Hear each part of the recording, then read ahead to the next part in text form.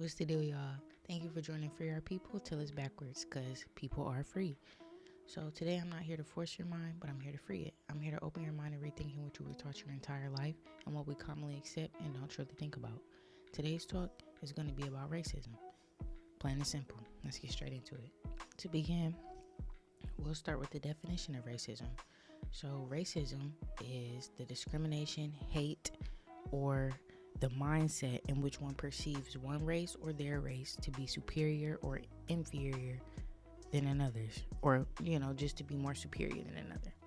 Now, when it comes to racism, everyone with the power of tongue can be racist. People don't really take heed to this, but if you are blessed with a mouth, you literally have the power to speak life or death onto yourself or to others. So, it's just pretty much common sense. Everybody has the power.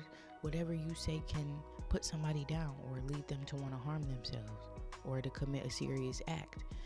So it's something to take heed to. That doesn't have a color. Hurting someone's feelings, emotions, personalities don't have color, doesn't have a body. It's all about spirit, what's inside. So, like I said, in a practical way, everyone with the power tongue can be racist. And even with the power tongue, like I said, we lose sensitivity to words when specifically people who feel like they are being wronged or the ones that are a victim to racism. And I'm more so talking about, us black people, but really any race, when you're talking about that or you call yourself a minority, even though that's in general what the world wants you to be called, you're not that. You have to take your power back, because like I said, we're all equal. Everybody with the power tongue has the power to be racist, and we were all made in God's image. So with that, guys, when you say you're inferior to someone else, you're saying somebody is above you. So we take part in having to break that cycle too, as the victims or the people going through that. We have to understand that just because we're experiencing a racist moment with a racist individual, we don't need to generalize that race of whoever was being racist to us. And we also don't have to pick up on whatever poison they're trying to give us and drink it by saying, oh, we're inferior or they're superior. No person is more inferior or superior than another human being, because we're all human beings. And this just brings me to animals. Animals don't look at each other and be like, oh, I bet I'm stronger than you. I bet I'm smarter than you as a gray squirrel, or as a black squirrel, I have more abilities than you, or as a brown squirrel, I'm more creative than you. They don't look at each other like that, and they're all different colors. We can't even tell. We don't even think twice about it. Other cultures, this is more so like a Western American type thing that we heavily focus on. If you go to other cultures, race is not a thing. Like I said, you go to places, you'll see a white Jamaican, you'll see a black Asian, you'll see, I don't know, I'm just trying to think of anything. You'll see a British African person. Ethnicity is so much stronger than race. So it's not what you're wearing, it's not what you have. We're all the same on the side. It's what you do with it. It's what you do with it. You can meet, and we all probably have, you can meet one of the nicest white people and then turn around and meet one of the meanest black people, and vice versa. For white people, they may have met one of the meanest white people and then they come across a really great, nice black person. So we should all know and realize by now that does not matter. And most of all, it's a divide and conquer strategy. You could literally be seizing the opportunity, the help, the love sent your way, because you're focused on what somebody's race is. You're focused on literally how dark or light they are, because that's all race is. It's just a judgment of your pigmentation. Ethnicity, what I say, is more important. Where does that person come from? What are the real biological roots and background? Because there's no biological difference in skin tone.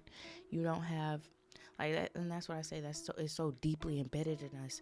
This dividing, this I'm different than you. So instead of coming together and teaching each one, we divide over that. We try to have this superior or powerful mindset, the same as the elite. That's what they have, and that leads me back to blacks were slave masters.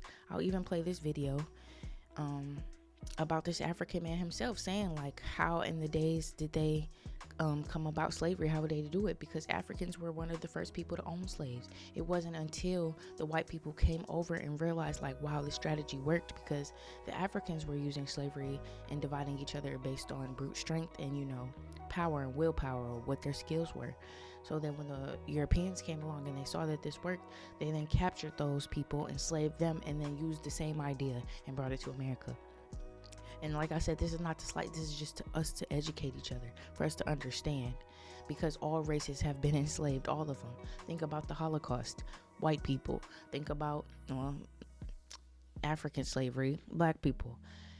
Whites and blacks right there. You got, I don't know the exact ones, but I used to be a real history stickler. You got, I mean, it's an act of racism and terrorism. You can say the bombs in Japan. But like I said, they were enslaved at one point. All races and ethnicities have been enslaved. We're not excluded. Ours may have lasted a little longer, or we feel like the impact is bigger, but we're from America. You know, if you go to another country, they're probably studying the roots and the background of their enslavedness as well. So, like I said, and that's not to take away pain, but it's for us to understand. A lot of times we'll say, well, we went through 3,000 and we went through more than you, but y'all, if you drown in 6 feet, you're gonna drown in 10. So we should always take heed to people's pain in that sense, in that way. It doesn't matter the amount of water or how deep it is. It matters what level that person can drown at, you know? So it's just something to take heed to, y'all, something to think about, because even nowadays, like, I'm gonna just play the video first. As Africa. We think that Africa was idyllic until the white man came. But there were deep tensions between ethnic groups here. Black Africans didn't necessarily feel the bonds of skin color any more strongly than, say, white Europeans did. Slavery was ongoing before the Europeans came. It was just a common business. They come here in this wharf. Here is the landing part for the boats. Who were the slave traders? The slave traders were great warriors, strong men, chiefs. They do this business. A lot of misery loaded on these boats.